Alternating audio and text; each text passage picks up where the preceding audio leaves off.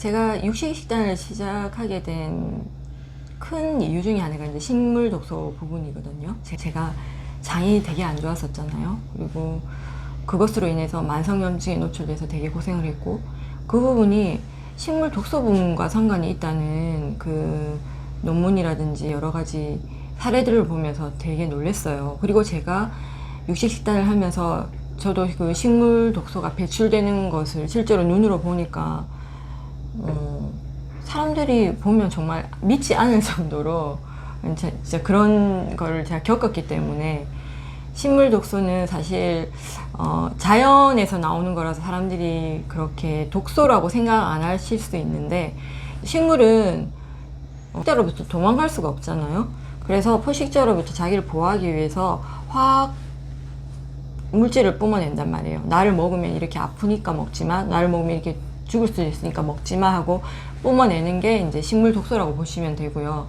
그런 독소들이 급하게 나타난 뭐 땅콩 알러지라든가 급성 알러지로 이렇게 돌아가시는 분도 계신데, 그런 독소들도 있지만 이렇게 서서히 진행해서 저같이 이렇게 장에 치명적인 문제를 일으키는 독소들도 있는 거죠. 대표적인 게 옥살산염인데요. 옥살산염은 제 책에도 보면 이제 그 사진을 실어놨는데, 약간 크리스탈 형태로 많은 모양들을 나타내는데, 그 중에서는 막 바늘처럼 생긴 침상 결정도 있고요.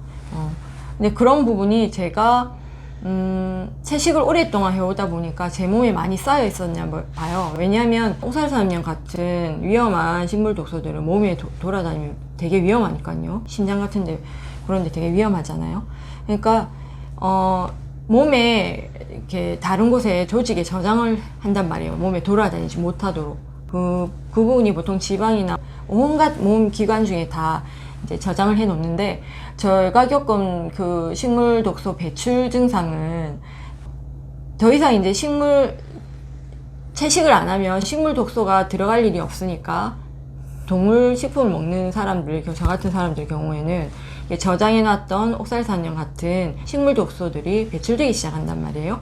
그 배출되는 것을 제가 온몸으로 느끼면서 놀라웠는데, 눈에 눈곱이 딱딱한 눈곱, 무슨 유리 조각 같은 눈곱들이 배출되고, 엄청난 코딱지가 배출되고, 왜냐면 제가 수영을 다닐 때는 몰랐었는데, 동물 식품을 먹기 시작하고 나서 허벅지라든지 제가 이제 지방이 많았던 부분에 엄청난 통증이 있었는데요. 수영할 때 제가 그거를 이게 배출 증상이라고 확신하게 된 게, 코로나 때문에 수영을 일주일 동안 수영장이 이제 문을 닫아서 못하던 경우가 있었는데, 욕실에서 이렇게 허벅지를 이렇게 만지는데 무슨 설탕 가루 같은, 소금 가루 같은 것이 허벅지를 이렇게 만져지는데 보니까 우수수 떨어지는 거예요. 그러니까 유리 조각 같은 것들이.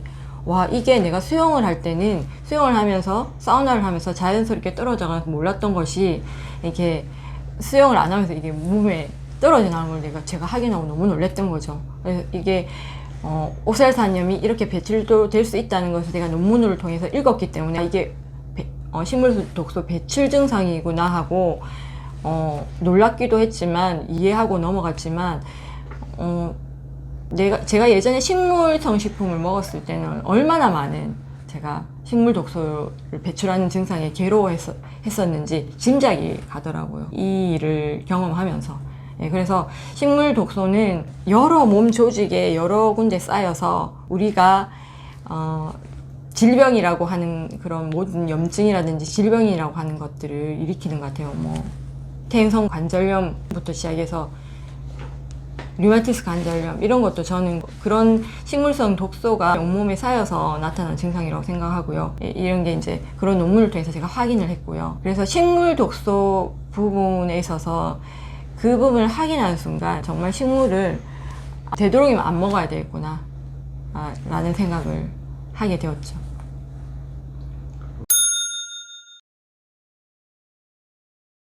그 식물의 항영양소는 독성으로 작용하는 경우도 있고, 또 비타민이나 미네랄과 결합해서 그 포식자, 우리 사람이 그 영양분을 흡수 못하도록 만드는 경우도 많습니다. 그래서 대표적으로 시금치가 철분을 많이 가지고 있다고 하지만 시금치를 먹으면 그 철분은 거의 흡수가 안 됩니다. 그 항영양소 때문에.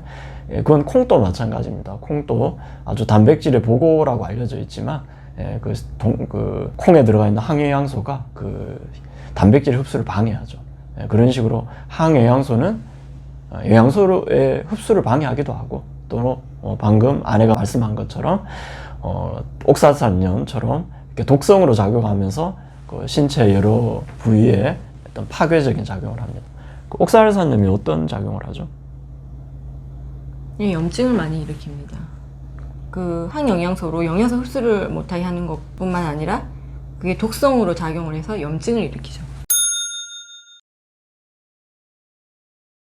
사실 호메시스라는 거는 그 견딜 수 있는 스트레스를 통해서 더 건강해지는 게 호메시스의 그 개념인데, 이 호메시스를 이용해서 지금 제품들이 많이 쏟아지고 있잖아요. 그 제품들을 보면 이런 식물 독소를 이용한 항산화 제품이거든요.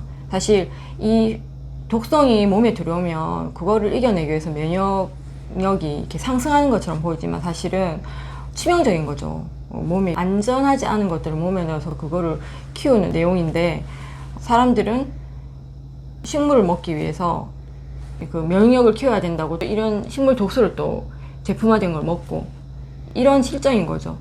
그래서 저 같은 경우는 이제 동물성 식품을 먹으면서 이제 체력이 돌아오고 체력이 돌아오면서 남는 여유로운 어떤 시간이나 그 체력들을 그런 찬물 샤워라든지 어싱이라든지 이런 것을 통해서 면역을 더 키울 수 있는 선순환에 이제 들어서게 되고, 그것을 통해서 안티에이징까지 경험하게 된 거죠.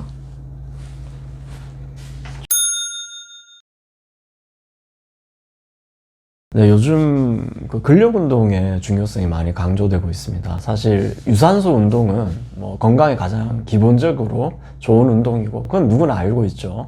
하지만 이제 나이가 들수록 근육이 급속하게 빠지잖아요. 그리고 이제 제 경험을 말씀드린다면 몸에 근육이 부족하면 유산소 운동을 지속하기도 쉽지가 않아요. 왜냐면 몸에 힘이 없고 또 유산소 운동도 너무 장시간 하다 보면 근육이 빠집니다, 실제로. 그러다 보니까 점점 하기 싫어지죠. 근데 근력 운동을 해서 근육을 많이 키우다 보면 몸에 자신감이 생기고요. 기본적으로 체력이 증진되다 보니까 오히려 유산소 운동을 하기가 더 쉬워지는 부분이 분명히 있습니다. 그리고 또 특히 연세가 많으신 분들은 근육이 급속하게 빠지니까 근력 운동을 필요해서 근육을 사수하셔야 돼요. 그래서 근육이 많으면 체온이 올라간다 이런 말씀 들어보셨을 거예요. 그리고 체온이 높아야 면역력이 있다. 체온이 많이 떨어지면 제일 좋아하는 게 암이죠. 그래서 근육은 그런 어떤 질병 관계에서도 상당히 중요한 거고, 또 근육 자체가 많은 칼로리를 연소하면서 비만을 막아줍니다. 그런 부분도 있고, 또 거기에서 나오는 어떤 여러 가지 뭐 성장 호르몬, 기타 호르몬들이 굉장히 자신감을 가져다 줘요. 그래서 근력 운동 자체가 저는 안티에이징이라고 봅니다. 그리고 그것도 호메시스의 원리도 적용이 돼 있죠. 왜냐하면 근육을 기른다는 것 자체가 운동을 하면서 근육세포를 미세하게 찢는 거거든요. 그럼 그 찢어진 세포를 간격을 메꾸면서 그렇게 회복하면서 근육이 더 튼튼해지고 커지는 거니까 이거는 정확하게 호메시스의 원리가 적용이 되는 거고요. 그래서 저는 개인적으로 유산소 운동 이건 뭐 무조건 좋습니다. 이건 좀 너무나 당연한 얘기지만 유산소 운동을 지속하기가 특히 어려운 분들은 근력 운동으로 먼저 기초적인 체력과 근력을 만들어주면 오히려 유산소 운동도 좀 더 쉽게 갈 수가 있고요. 또 제가 근력 운동 오래 하면서 느꼈던 거는 너무 이렇게 보여주기 식으로 하시다 보니까 무리하게 많이 하세요. 막 이렇게 PT 끊는 것도 다 좋고 한데 무리하게 하면 아무래도 지속하기가 어렵겠죠. 그래서 저는 항상 근력 운동 시작하는 분들한테 마치 그 가랑비에 옷 젖듯이 정말 부하가 안 약간 걸릴 정도로 하시고 3개월만 지속하시면 그 다음부터는 저절로 굴러갈 거니까 그 정도만 한번 버텨보라고 많이 말씀을 드립니다. 남편 같은 경우에는 워낙 이제 오랫동안 만성 피로증을 앓으면서 이런 운동 저런 운동 많이 해보고, 이게 운동 쪽에서는 참 제가 봐도 전문가 못지않다고 생각을 하는데, 저 같은 경우는 운동을 그렇게 하지 않는데도 동물성 식품만을 먹고 한 달 만에 3.2kg의 근육량을 갖게 되면서 그 검사하시는 전문가분께서 놀라셔서 물어보셨거든요. 그게 이제 책에도 나와 있지만 유신이라는 성분, 그 성분이 반드시 필요한데 근육을 만들 때 필요한 그 유신이라는 성분이 한꺼번에 많은 고기를 먹었을 때만 근육 성장에 필요한 양만큼의 유신이 나오기 때문에 저 같은 경우 운동을 굳이 많이 안 했는데도 불구하고 그 전보다 훨씬 많은 고기를 섭취함으로써 한 달 만에 3.2kg라는 근육을 가질 수 있었던 거죠. 그래서 물론 운동도 필수적인 부분이지만 동물성 식품을 먹는 것만으로도 우리가 근육을 만들고 유지하는 데 엄청나게 도움이 될 수 있다는 부분도 말씀드리고 싶습니다. 사실 근력 운동도 중요하지만 당연히 단백질, 지방을 충분히 섭취해야 됩니다. 근데 요즘 운동하시는 분들 아까 말씀드렸지만 지방을 그렇게 안 먹고 단백질만 먹으면 반드시 이렇게 부작용이 좀 생길 수가 있습니다. 특히 자기는 그러니까 식물성 식품만 섭취하겠다. 왜냐하면 포화지방이 두렵다 해서 콩 베이스로 된 파우더 같은 거 드시는 분들이 있는데 말씀드렸지만 여러 가지 항영양소적인 성분이나 그런 문제 때문에 생각보다 잘 흡수가 안 됩니다.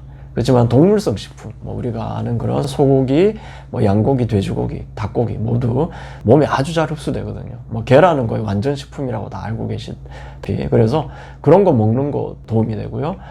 단백질 파우더도 이제 많이 드시는데 보통 유청으로 만든 단백질 파우더를 많이 드시는데 이게 가공하고 고농축하다 보니까 여러 가지 신장이나 부담을 주는 부분이 많다고 알고 있습니다. 그래서 단백질 파우더 많이 드시는 분들이 얼굴에 여드름이 많이 나시고 몸에도 막 여드름이 있고 좀 염증이 많아요. 염증 수치가 굉장히 높은 걸로 알고 있습니다. 초가공 식품이라고 보시면 됩니다. 그래서 그런 부분들은 좀 유의를 하셨으면 좋겠다라는 생각입니다.